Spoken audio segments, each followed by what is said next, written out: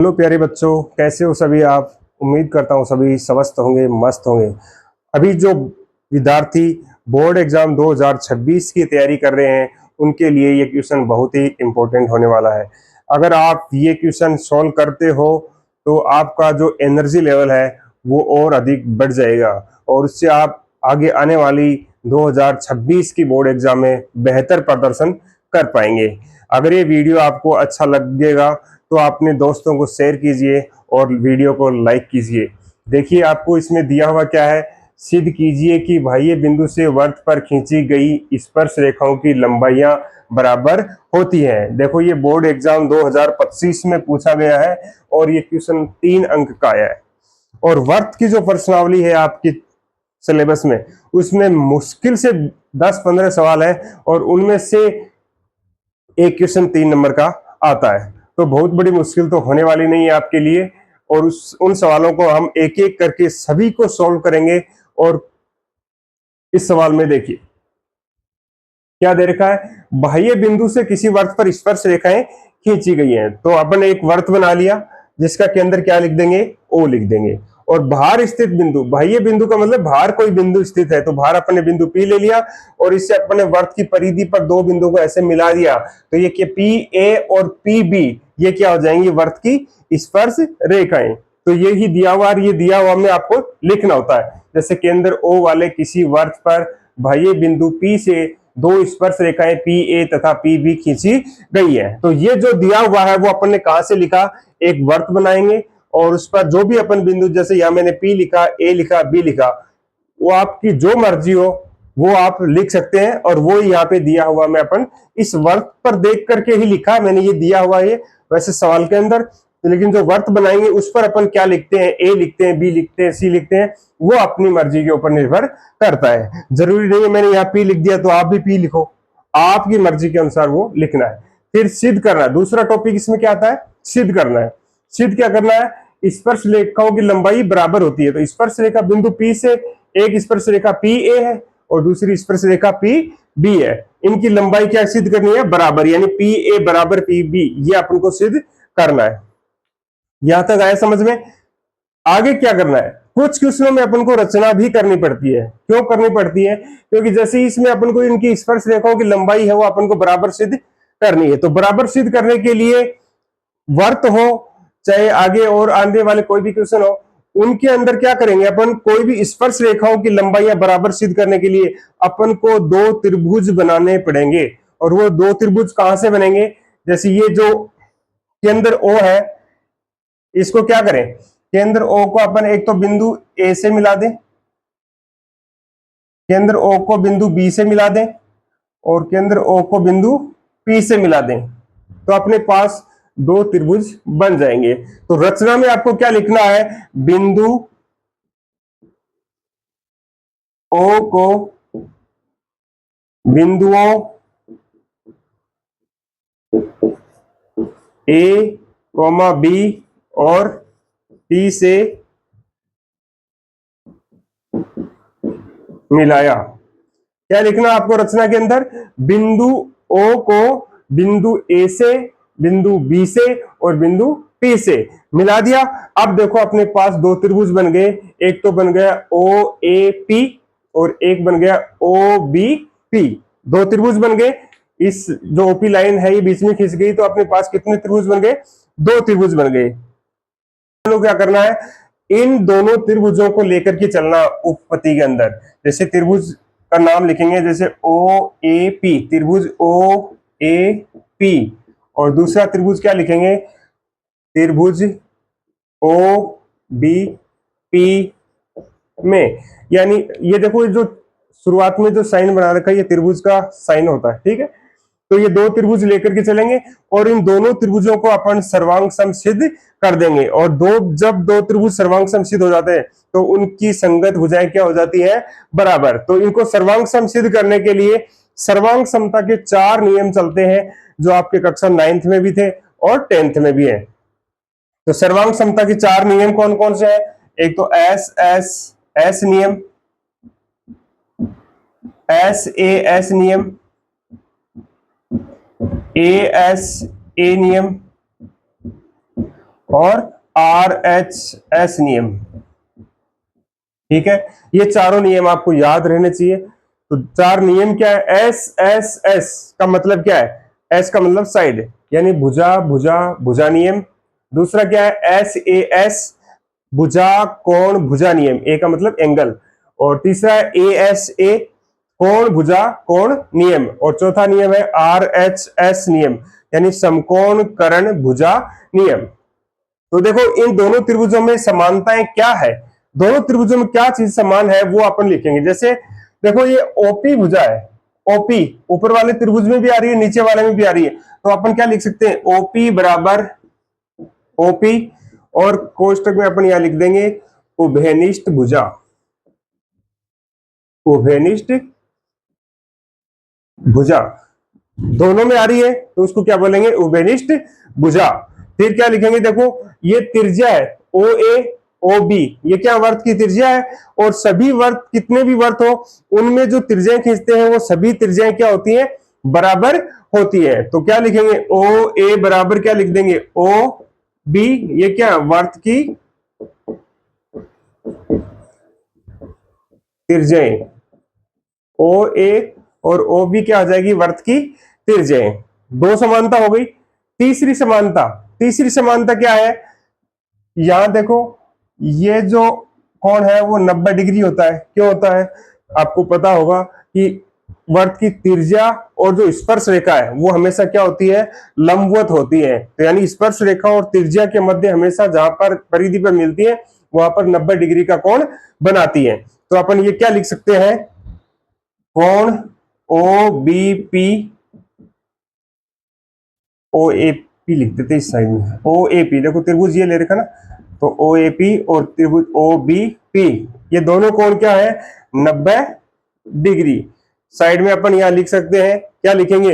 वर्त स्पर्श रेखा है और त्रिज्या, त्रिज्या क्या है? OB, और लंबवत है किस पर? BP पर। इसी प्रकार से OA है वो भी लंबवत है किस पर? PA पर।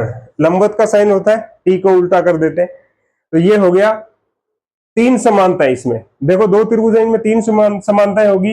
एक समानता ये होगी, दूसरी समानता और तीसरी समानता कोण वाली होगी।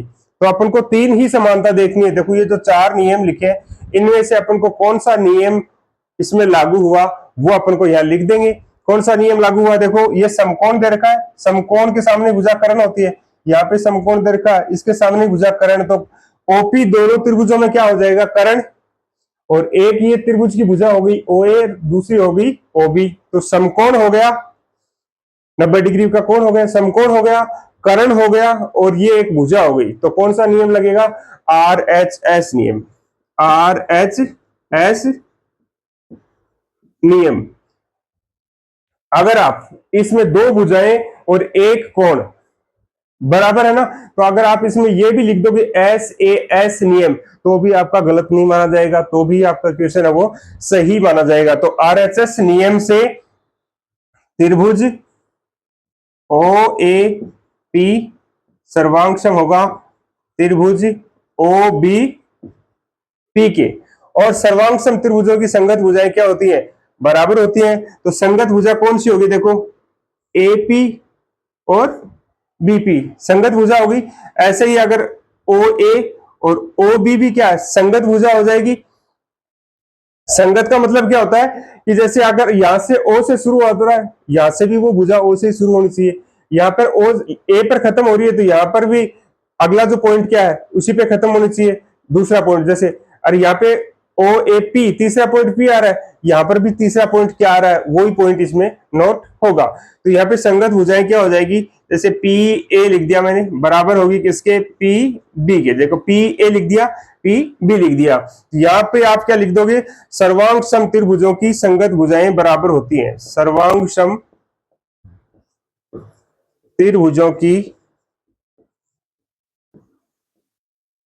संगत भुजाएं बराबर होती है।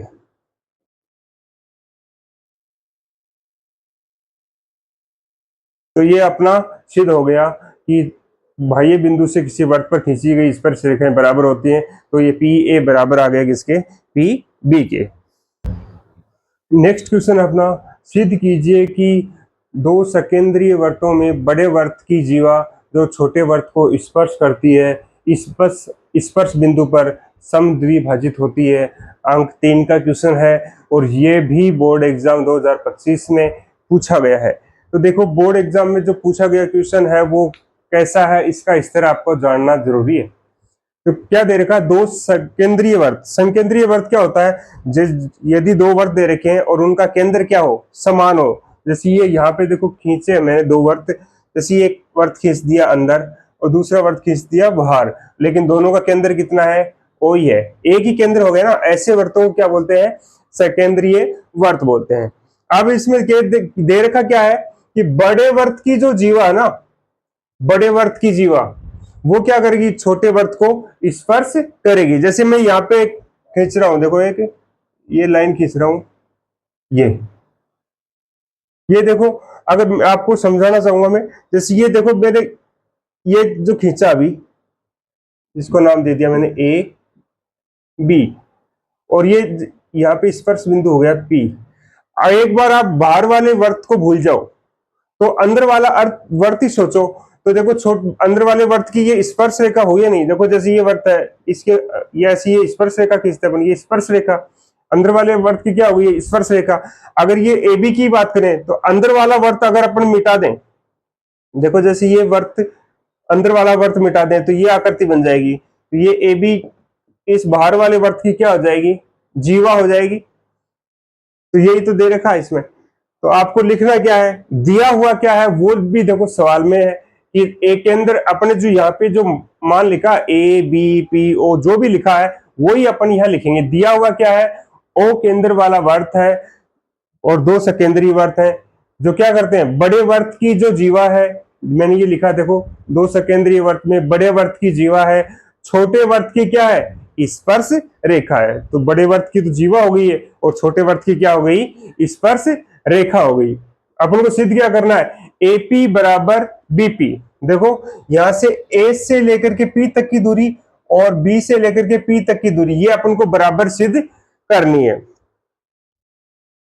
तो यहां पर अगर आप ए और बी लिखा है तो एपी बराबर बीपी लिखेंगे। अगर यहाँ पे आपने और कोई नाम लिखा तो वो आ जाएंगे, इससे कुछ रटने की जरूरत है नहीं। रचना में क्या लिखना है, ये जो बिंदु है ओ, इसको क्या करना है, बिंदु ओ को किससे मिलाना है, देखो बिंदु ओ को ए से पी से तथा बी से मिला देंगे। तो बिंदु ओ है, इसको क्या करेंगे, एक तो बिंदु पी से मिला दिया, ए से मिला दिया और बी से मिला दिया। इतना मिलाने के बाद यहां पर अपने पास बन गए दो त्रिभुज। जो पिछले वर्त में भी, पिछले क्वेश्चन में भी अपन ने किया था, आपको ध्यान हो तो, कि दो त्रिभुज बनाए थे और उन दोनों त्रिभुजों को क्या किया था, अपने सर्वांग सम सिद्ध किया था। तो इसमें भी वही काम करना है। अब क्या करेंगे, इन दोनों त्रिभुजों को सर्वांग सम सिद्ध करेंगे और सर्वांग सम त्रिभुजों की संगत भुजाएं क्या आ जाएंगी, बराबर आ जाएंगी। तो इतना तो आपको समझ में आ गया। अब लिख करेंगे इसकी उपपत्ति।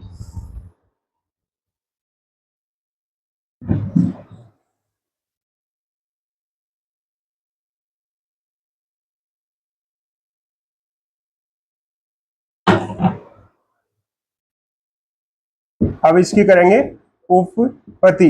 अगर वीडियो पसंद आ रहा हो तो एक लाइक जरूर कर दीजिए, आपका एक लाइक मुझे मोटिवेट करेगा।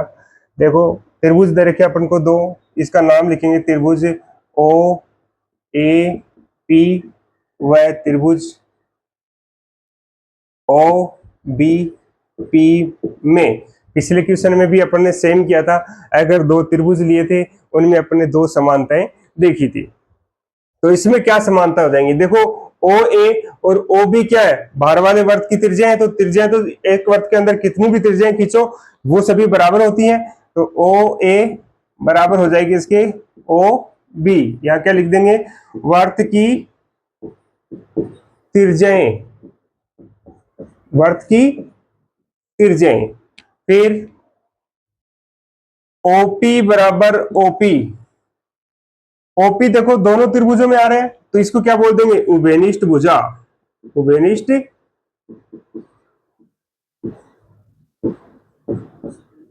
भुजा।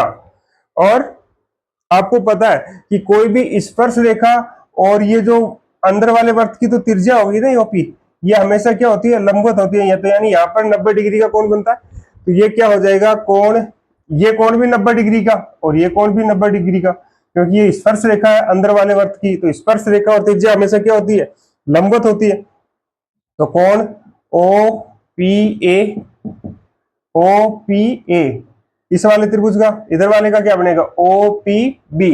तो कोण ओ पी बी बराबर कितना है, 90 डिग्री। यहां अपन लिख देंगे क्या, स्पर्श रेखा और त्रिज्या हमेशा लंबवत होती है, ये यहाँ पे लिख देंगे। तो क्या लिखेंगे, ओ पी लंबवत है किसके, ए बी के। यहाँ पर अपन ये शॉर्ट में लिखना चाहें तो ये लिख दें, और लॉन्ग में लिखेंगे तो क्या लिख देंगे, स्पर्श रेखा और त्रिज्या हमेशा लंबवत होती हैं, तो इसलिए ये कोण कितना आ गया, 90 डिग्री का। तो अभी पिछले क्वेश्चन में भी मैंने आपको बताया था यहाँ पे 4 नियम लिख करके कि सर्वांग समता के 4 नियम है। तो यहाँ पर आपको क्या देखनी है, 3 समानताएं देखनी है सर्वांग समता के लिए। तो 2 भुजाएं हो गई, एक कोण हो गया, तो इसमें भी कौन सा नियम लगेगा, वो ही नियम लगेगा। देखो क्योंकि यहाँ पे समकोण बन रहा है, समकोण के सामने भुजा क्या होती है, कर्ण होती है।